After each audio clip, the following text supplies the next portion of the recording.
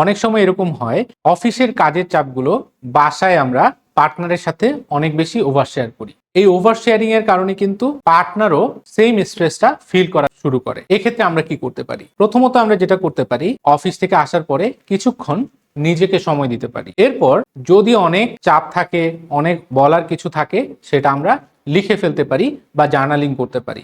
পাশাপাশি পার্টনারকে তো অবশ্যই শেয়ার করতে ইচ্ছে করে, সেজন্য পার্টনারের সাথে আলোচনা করে কাজের স্ট্রেস বা দৈনন্দিন জীবনের যে কোনো স্ট্রেস, এই বিষয়গুলো শেয়ার করার ক্ষেত্রে আমরা পার্টনারের সাথে আলোচনা করে একটা নির্দিষ্ট সময় ঠিক করে নিতে পারি।